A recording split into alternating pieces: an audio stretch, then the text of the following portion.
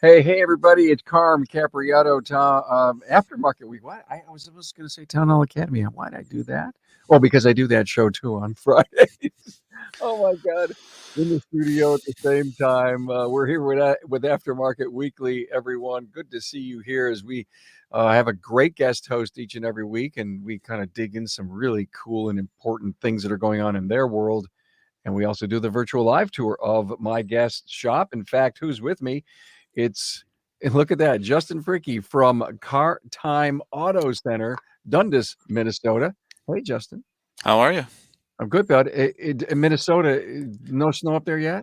No, it's abnormally warm. It was like 60 degrees a week ago. Well, so glad to have you here. Justin is a member of the National Napa Auto Care Council, and I met you in Atlanta. I think Yeah, a couple times. Yeah. couple times, couple of months ago.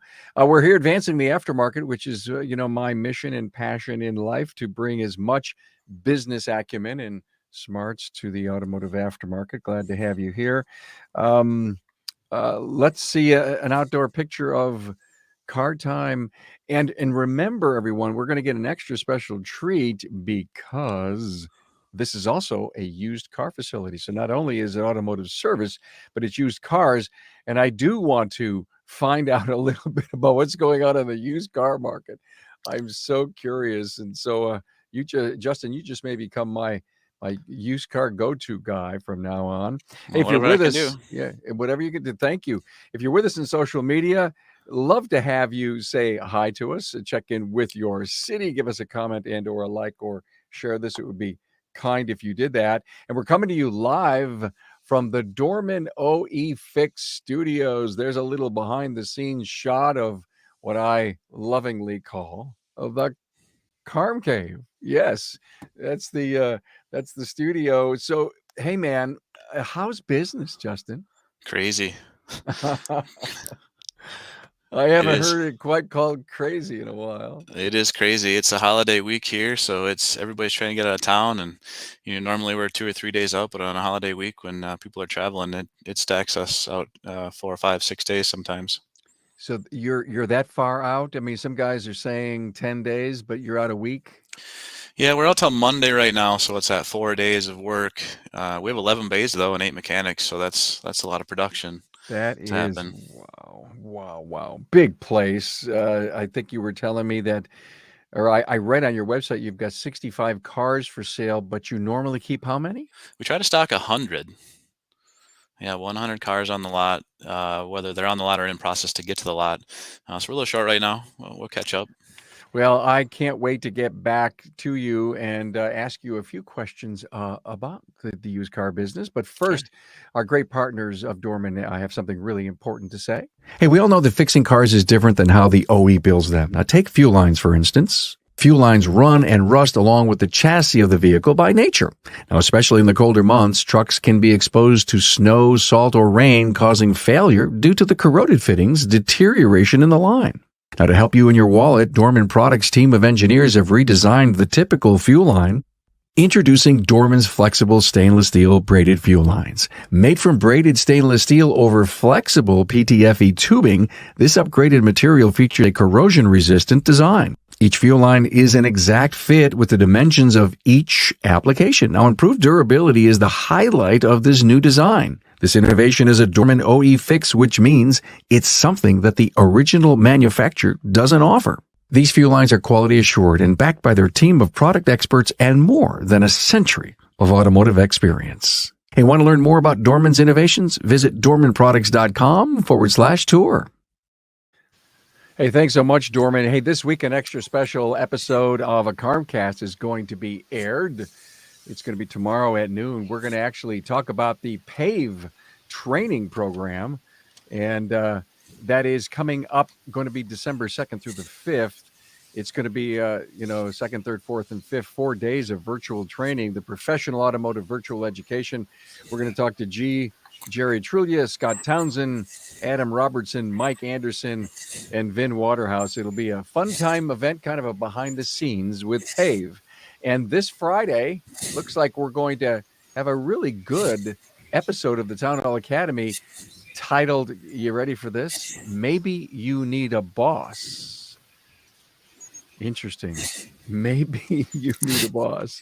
Well, I'm just going to let that hang it up there because I think a lot of you may actually understand what that show is going to be about. Hey, it's really nice that we're going to get ready to talk to Justin Fricke from Car Time Auto Center in Dundas, Minnesota. So, used car business, my friend. How how risky do you think it is to buy these higher priced vehicles, and that they the prices may come down because of the chip issue? Yeah, it's a little bit risky. Like we were talking earlier, you never really know. It is like playing the lottery a little bit. It's like housing. Your house right now, the housing market's pretty high. It's risky to buy something pretty high. It's going to take a couple years for it to really correct. There will be a correction soon, especially when the new vehicles hit the market again. But yeah, it's definitely is part of the reason we're a little bit short today, because we're a little bit hesitant to buy some of the vehicles we normally would because the prices are so high. We read somewhere the other day that there was like 26 vehicles right now within the last 2 model years that have over 40,000 miles on average are selling for more than they were bought for brand new as a used vehicle. Why So that would just kind so of tells you. But why would someone want to make an investment in an item that is worth so much less? I don't know. I mean, it's kind of the same thing with housing. People are still. I just built the house. We're buying and building more expensive. Prices of everything is going up. If you want something and people are making some money, they want to spend it on something they want, and that's really the reason they're still buying vehicles. Well, I find it fascinating, and I guess if I was a business person, and listen, I just lost a vehicle, and I've got somebody's got my hand, I'm handcuffed. Right. I guess I've got no choice but to go out and spend, on a vehicle that has 25, 30,000 miles on it, the sticker price when it was new. It is hard, and we still have some people that come in, and the car buying experience has changed 180 degrees. You used to be able to walk in somewhere, the market was full of vehicles. You could kind of negotiate some pricing. Our dealership has been a best price dealer since the get go, 20 some years ago. So we put our best price out there. There is no negotiation on the price. Just on the trade, maybe is where you'd get a little bit of negotiation. But now a lot of dealers are doing that, and it's not the best value price that you're getting that we try to focus on. It's you want this car, here's the market. It might be $4,000 or $5,000 more than you paid for it even 6 8 months ago, just because they have it and people want certain vehicles. So it does create a little bit of animosity between buyer and seller, because like you said, people are a little bit handcuffed. If they want the vehicle, they're kind of stuck paying a high price right now. Wow, it's amazing. Great business, been there since 1999, and you not only have a great service business, but you have a great used car business too. Yeah. So a combination of both, and you have two partners. We do. Yep. Jared Hubers and Luke LaCroix. Jared has been here probably 3 months longer than I have. I started as a mechanic. Jared came as a service manager, and then Luke LaCroix, he came as just a salesperson, and worked himself into the sales management role. And then when John Peters and Troy Reddenberg, who originally started Car Time, were deciding that it was time for them to get out, they decided that we were the three that they wanted to sell it to. So it was kind of a nice buyout plan. We talked a little bit about that at the Auto Care Council meeting sometimes, about shop progression on what to do with future plans of places, like what are our shop owners going to do to keep their businesses going, who are they going to sell them to, succession planning. We got into that in 2010, so I talked to Jason Rainey a little bit about that, helping with some maybe planning for people and succession planning in their businesses. Very smart. I've done so many shows, Justin, on succession planning, internal, external candidates. And it's great to hear that a supplier, as you were mentioning, Napa, may come up and say, hey, can we do something to help?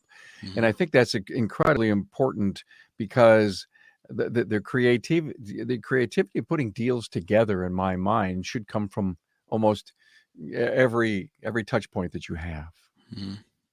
Right. Good stuff. Hey, I know one of the other things that we wanted to talk about was getting kids involved in our industry, and I know you do a lot of stuff with that. And before we came on, we were chatting about some cool things that I know are going on in my neck of the woods, but what about yours? So we have a program through the junior high and the senior high. It's called Careertech Education, and we have like job shadowing availability in all kinds of trades. It's not just the automotive trade, welding, carpentry, HVAC, electricians, plumbing, stuff like that, masonry. We have a lot of good businesses around that team up with the high school counselors and the junior high counselors to have actually a job fair, I'm going to call it, day where we bring in all of these different businesses and they have displays where kids can kind of get their hands on in something to see if it's something that they want to maybe look at in the future. I know one of the problems and the reason we started doing it was because in Minnesota, they used to have a vocational credit that was a requirement in middle school and senior high. Now it's not required; it's an art credit, so you don't have to take a woods class, a welding class, an auto class. In junior high, it was called industrial tech. We built a lamp, so you got some carpentry, you got some metalwork, you got some electrician in it. They don't do that anymore, so the kids don't have an opportunity to get their hands on and say, hey, maybe this is something that I really enjoy. Granted, like when I grew up, I was a farm kid. I grew up fixing stuff, building cars, go-karts and stuff like that. But some kids don't have that opportunity. So the only place they got to see it was in the school. And when we took that away from them, and in my community, to where we didn't we didn't require them to get a little bit of it. The enrollment in the classes dwindled to where they started shutting the classes off. Like they'd have 2 or 3 kids, so they'd said, "Well, we're not going to do the industrial tech class anymore. Let's just make them do something else." So we spent a lot of time just working with the counselors in the schools to say, "How can we get this available for the kids to see if it's something they like to be interested in?" Thank you for that. Let's do one thing. I want your greatest advice and passion to the rest of the industry that's listening to this, that's not doing anything at this level, that has not reached out to a principal, to a counselor, to a teacher, to a career education class. How did you do it, and or what recommendations for a first step so a shop owner will get involved in education? So on our end, it was actually a teacher, one of the vocational tech teachers, who had this. He was the one who saw it happening and was like, "Hey, we need to step in this." And he reached out to other businesses. But I would say, as a business, we're currently looking for technicians. Everybody is. There's people looking for electricians, carpenters, plumbers. For those businesses to go to the schools, to go to the tech schools, and say, "Hey, do you have a program that's set up to where you can facilitate this type of thing where kids can see this who normally won't have a chance to get into it? Like, hey, let's have a day. I'm willing to have a field trip at my shop. Bring them out. I can show them what the auto industry is about, what we do, how it works. Even if it's for an hour or something, you might pique a kid's interest in saying, hey, that's something I might want to look into. Maybe not tomorrow, but maybe he'll remember that. I, for one, remember when I was a freshman in high school, I kind of always knew I was going to be in the auto industry, but I remember talking to a mechanic in town that I remember asking him like his favorite thing about his job, and it was always different. His answer is, it was always different. Everything was different every day. It was a puzzle. And I'm a puzzle guy. I'm like, oh, maybe kind of fun to take things apart and put them together every day. I kind of like enjoy that, working with my hands. And that always stuck with me, even though I wasn't in the auto industry at that point, but it was a couple years down the road when I started working at Napa. I knew that it was something that I always looked forward to doing in the future. You know what I found so interesting is I listened last week to a presentation on this program called The Big Picture. Mhm. The question that was asked of this actual counselor lady, her name was Karen, where do kids fit after high school? That's what drives this particular program. And one other thing that I thought was fascinating, Justin, is she was talking about working with the kids for soft skills. Hey, Dwayne. Oh my! There's my guy right there. Field trips are a great way to pique interest, and I loved that whole idea, Justin. Thank you, Dwayne, for Mhm. being here on the field trips. But she said we're working with these kids on life skills, how to address an envelope. Sure. And you're sitting here saying, really? Really? Uh, Proper dress, handshake, the proper use of a telephone. We use our phone for texting and other stuff, but if you were in a business and the phone rang, do you really know what to do? So I took a lot of great notes. I actually want to have her on an episode one day and continue to energize our industry about reaching out, shadowing, field trips. Thank you for that. I hope, hopefully, there's a few of you out there listening that'll say, "Yeah, I got to get up off my butt and do this." Hmm. Yeah, another thing about like piquing interest in where do kids fit. So I had a long conversation with a counselor one time. They would kind of hand pick kids to go to this career tech education. Like, hey, you need to go talk to the welding guy, or you need to go talk to the auto industry people. Uh, and I would label them, quote unquote, they would call them misfits. Like, hey, they're the kids that don't excel in school. They don't. They're not very good readers. They're engaged in the classroom environment. And I said, the stereotype around the trades needs to be broken in the school level. You have a 4.0 kid that's going to be a fantastic tradesman, but you never give them the option, because when they go into the counselor's office, the counselors, you're a 4.0 student, you need to go to a D1 school for something. Pick a University of Minnesota, pick you know, what's in Buffalo. There's one in Buffalo, isn't there?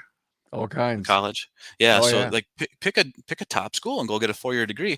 Well, you're forcing a kid to go into something. And I personally know 5 or 6 of my classmates that went to 4-year schools that don't use their degree and are in the trades and make more money than they ever would have in the Yeah. degree field that they had. So, getting the counselors to understand, like, don't push the kids that you feel are bad students into the trades, because they kind of think of them as a secondary career path where they don't need to be. So that's part of the reason we work with the schools a lot is, hey, I know maybe you went through 4 years of school to be a teacher, or you went through 4 years of school to be get a business degree, but you don't necessarily need to be a top level student to be Yeah. good at Yeah. anything, Yeah. or you don't need to be a low level student to be a tradesman. So we work a lot with the schools to, hey, fix that mentality a little bit at an early age, so you don't really have them come up and feel like they have only one track to be successful. So well said, and thank you for that. And hopefully someone will recognize the fact that because of where college tuitions are going and what we can do with the kids that want to kinesthetic learners, they want to work with their hands, learn with their hands, that they would have a whole lot less debt. A whole Yeah. lot less debt. Yeah. And she said this, and I wrote it down, and I had a really tough time believing in this statistic, but she said half the kids don't know what they want to do. Yeah. Yeah, can you Half of imagine them. at 18 years old going to school for 4 years to figure out what you want to do for the rest of your life? Like, that's insane to me. I personally never went to a day of college in my life. Like, I knew that I was going to be a hands-on person. I knew I was smart enough to make business work. And so, I went and did what I did and picked it and got really good at it, right?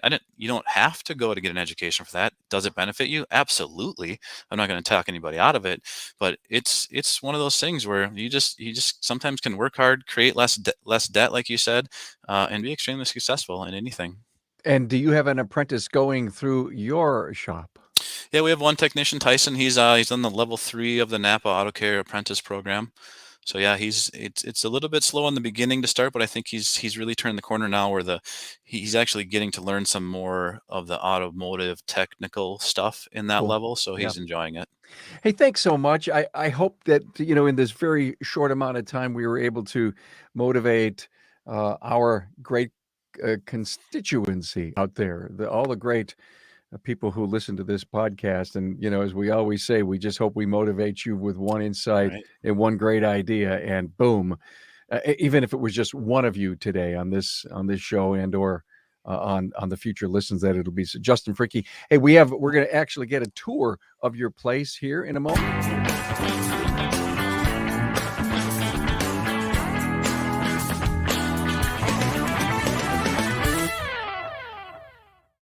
Boy, we've been busy, and man, are we ever putting out an awful lot of great content.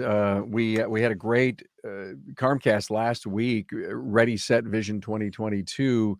It was just a great episode. We found out a lot of really cool things about the legacy of the 30th anniversary of Vision this year, and some really cool, neat new things that are coming up.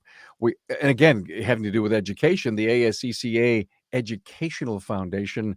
I had Dave Kusa and John Epstein, the president and the chairman of that foundation, on, and we talked about what they're doing to raise money for all kinds of scholarships. In fact, I think last year they gave away 18 scholarships, and you'll be amazed at how they raise money for the scholarships. It's just great how they do it. And Town Hall Academy, do we earn enough respect? It's all about growing our brand and working with the community in ways that not many people would have recognized with Charlie Marcotte and Dustin Brown. And then we did a supply chain part 2 that was recorded at Apex this year, and some really fascinating stuff that came out of there as we're wondering, is it the demand? Is it the supply chain? Is it the container ships out in LA? So happy to have done all that for you, a chance to catch up.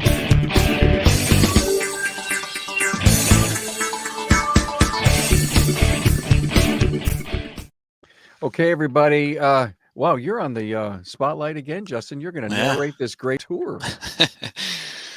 Well, in front of our building, the service entrance is just to the left of that dually right there. Okay. The sales entrance, the picture you saw before, it was a sales entrance, but looking down to the used car lot where we keep all the used cars. There's 5 garage doors on the front for the service bays. Napa Gold certified. We were one of the first ones, I believe, maybe one of the first 50 or first 100 that got certified. So that was kind of nice. Our waiting area, Napa Pro Image Interior actually helped us with in 2018, I believe we redid that. Redid the floors. They helped us with those kiosks, kind of opened it up real nice. Looks like my guys need to work a little bit harder right there, but let's stop that. Let's stop that and get an idea of how big this facility is. Now, it looks like you have a car showroom at the end. Yes, we have 1 car over there. We originally built it to have 2 inside, but it just got a little bit too tight, and we didn't have a big enough customer waiting area. So we made the customer waiting area bigger and put that wall up. You can see where that little pedal car is on top of that wall there. We put that wall up to create a little bit better divide between our sales department, where we have people talking about financing and stuff, and then our customer waiting area where sales customers and service customers both wait in that area for either their financing to come through or their vehicle to be repaired. It's been a long time, Justin, that I've actually seen waiters in a virtual shop tour. Yeah, it's a lot. We have a lot of people in there. Like with the COVID, we actually used to have more seating in there, and we did take some out. We're trying to kind of progressively grow back. We can still maintain the social distancing suggestions so people feel comfortable to wait. We actually used to have a fountain Coke machine over there too, but when people stopped using it, so we got rid of it. It was free soda out of a fountain machine, and I didn't order Coke product for over a year, and it all went bad. So we just decided that, I guess, if nobody's going to use it, we'll just get rid of it. But I love this ASE Wall of Fame here. Yeah, it's kind of cool. We currently really only have 1 ASE master. I just haven't recertified. I was a master technician when I was in the shop. And then we have a couple other ones that have 2 or 3 certifications that they just don't have their plaques up. And then our gold certification plaque. I use it too. We sponsor the high school fishing team, so I use that for their picture up there too, so they can see what we do in the community. This is our parts shelf. When parts come in from Napa or any parts supplier, they put them there. The service providers label them with the invoice, so when people know where they go, when the mechanics come looking for it, they know exactly where their parts are. Helps with some efficiency, and they don't get lost in the back. 11 service bays in the back here, 1 alignment rack. I think we have 8 post hoists and 2 little pop-up hoists for like quick lube, brake job tire type stuff. 8 technicians. Lots of Napa inventory. We have, we'll get to it. There's a back room here where a lot of our brakes and rotors and wheel bearings and stuff. We were actually talking about putting the Napa outlet in there, where Napa would actually have a employee in there running the parts distribution out of our shop. It would have its own dedicated stop from the DC. This is our production board from the mechanics, showing the hours that they were producing every day and every week. And what it does is it keeps them kind of going on where their week's going. It does help with a little bit of competition. people are competitive and they want to do better, and they see somebody excelling at their job.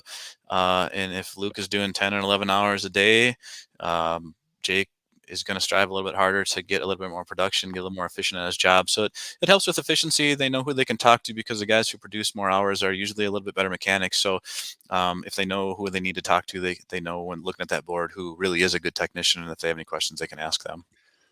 Pretty sharp. We're going to the back room here, where a lot of our inventory with brakes, chassis parts, and bearings is stored.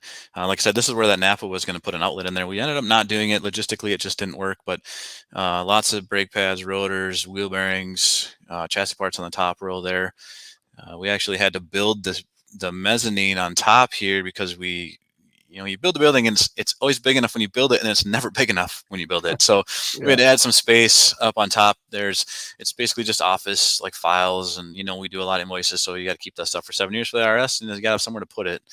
So that's where that goes. This is our detail shop. We do have a detail center too. We have 2 full-time detailers that detail cars. It's a huge revenue generator for us. We probably do 60 cars plus a month on average, so 2 a day. Pretty much they're there almost every 6 days a week. They like to work. We built it dedicated just to detail. There was a point in time where we actually put hoists in this area and hired a bunch of mechanics, but then I did a lot of work with Vin Waterhouse on shop efficiency, and we actually do more work with 11 bays than we did with 13 when I added hoists in there. So in our break room here, the guys can put lunches in there, and we supply all the stuff except for the food, really, that they can eat. But I was talking to Pete McNeil at the last Auto Care Council meeting, and he goes out and buys treats for them, and I thought that was a great idea. So I think I'm going to start doing that in there too, so they have some treats and a little benefit. Excellent. Out there. Just walking back up to the waiting room here, TVs. The center board is the Napa menu board. Like we do a lot of the, Napa digital shop boards through there. Coffee machine. There's the sales department again. We have 2 full-time car salesmen. Jared and Luke, my 2 partners, they do help on the sales side as well. Mustang 5.0 right there. Pretty hard find right there. It's like a 20,000 mile convertible. So if anybody's looking for one, there it is. So what would that sell for? Goodness, I think that is. I should know this stuff off the top of my head, but I don't. I'll find it on the board here. 29,000. And what year is it? It's a 2014, actually. Wow. But it's so low miles that and it's the convertible 5.0 package. It's got the big Brembo brakes on it, so it's one of those. I think they call them Coyote clone cars. That somebody. I don't think it's a full-blown registered Coyote car, but somebody's got some money in it, so it's a pretty sweet little ride. How nice! I mean, to have something like that, that's the kind of car you got to put in the showroom, right? Yeah, it's terrible too, because my son comes in here after school sometimes, and he's like, "Dad, you got to take that thing home. We got to go for a ride." And it's tough because it's Minnesota and it's wintertime and the top's down and it's clean, so I don't want to take it down the road right now after it got clean. I love the idea that you've got a detail shop there, which obviously supports the used car facility, but it is a revenue generator. Yeah. For a long time, it's a necessary evil when you own a car lot. You have to be able to clean your cars, because when they come from the auction or trade-ins, they're pretty gross sometimes. But we decided that, if we're going to sell so many cars, we still have some downtime. Let's offer it up to the customers and see if they want to detail. And there was times where we'd get 3, 4, 6 weeks out in the summertime in detail appointments because it was so busy back there. Wow. The 2 people we have now, they're a father-son team. These guys are amazing. They've been detailing cars for over 20 years. They put out a really good product. They like to work, so they can do a lot more. Keep us caught up within a couple weeks now. So you must have different packages to buy as far as detailing? Yeah, we used to have a whole bunch of packages, but it's one of those things where you diversify too much, you actually go backwards. So now we basically offered it just an interior, just an exterior, or a full detail, which would be inside and out. It's $150 for just the inside, $150 for just the outside. But if you do both of them at the same time, it's $200. $200. Yep, and that's. We've done a lot of research on the detailers. A couple other detailers in town. If you go into the Twin Cities area, you're going to be paying $400 or $500 for details. We used to do them for $100. At that point, it just wasn't expensive enough, and that's why we got out 6 weeks. You just couldn't keep up with demand. So it's amazing. Just do some very simple math. If you did all 200s and you had 60 cars, that's $12,000, and I can imagine that the cost of goods on that thing is like $1,000. So that's all It's pretty low. Yeah, it's Yeah. a good generator. I mean, you got some work like compensation and some chemicals, and chemicals aren't cheap, but yeah, it makes some money for us. So Amazing, amazing. Wow.